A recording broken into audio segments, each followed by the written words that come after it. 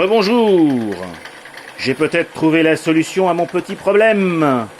Je vais le vérifier avec vous en direct. En effet, j'ai donné un petit peu de jeu aux deux billes qui se trouvent de part et d'autre de la pompe, parce que vous le savez, les clapets sont des petites billes. Et je vais remplir à 20 centilitres, à 20 millilitres exactement. Hop, j'ai dépassé légèrement. Vous voyez, je tourne à allure très raisonnable. Je suis au régulateur à une pression de service de 2 bars. Et actuellement, si vous regardez très précisément, le niveau est bien sûr... Eh bien regardez, je viens de gagner un dixième de millilitre. Ça descend. Donc la pompe veut bien travailler. Alors je vais accélérer un tout petit peu parce que voilà, vous l'entendez, ce moteur d'ailleurs est une souplitude. Non, je plaisante, d'une souplesse. Vous entendez comme il est tout doux. Mais c'est aussi une bombe atomique. Regardez. Alors là c'est frappant, regardez comme ça descend.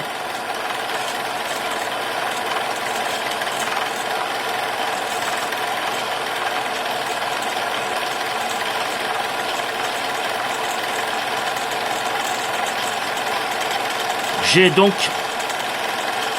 et avec succès, réglé ce problème. Et autre joie, pas de fuite. Mon petit seau, qui d'habitude se remplissait, ne se remplit plus. J'avoue, j'ai mis pas mal. Bon, je vais ralentir là. Et puis je vais renverser. Alors j'espère que vous allez le voir.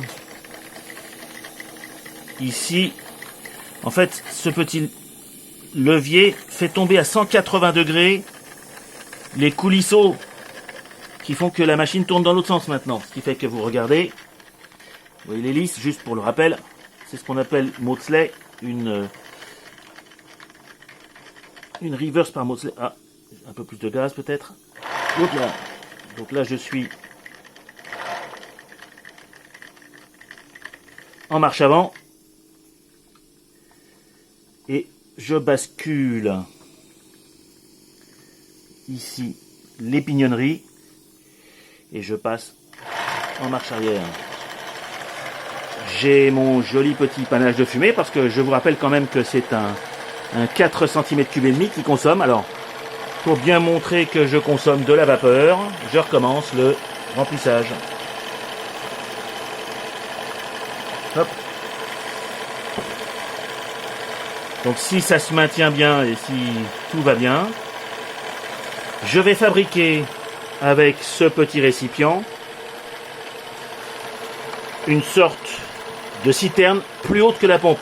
En fait, j'ai trouvé la problématique. La pompe, située assez haut sur la machine, est déjà au-dessus du niveau de la ligne de flottaison, fait que la pompe a beaucoup de mal déjà à s'amorcer. Bon, déjà, premier problème. Et elle est très, très, très faible. Ce qui fait qu'on a besoin d'être au-dessus d'elle pour que l'eau puisse petit à petit l'alimenter. Donc là, on est gentiment à un régime tout à fait logique.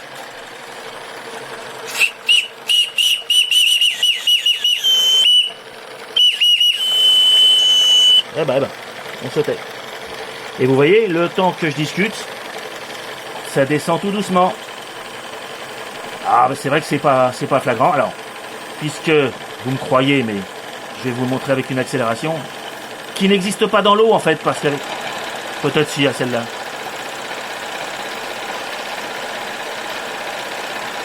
Vous voyez comme le niveau descend bien. Hein. Ça se joue en millilitres. Hein. Là, je viens de gagner 1 millilitre. C'est pas grave. Ou 1 centilitre peut-être.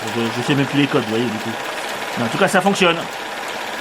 Donc, si je sais que la pompe fonctionne, ce que je dois vérifier maintenant... Alors, j'avais aussi vérifié que la pompe fonctionne. Je vais dézoomer un petit peu.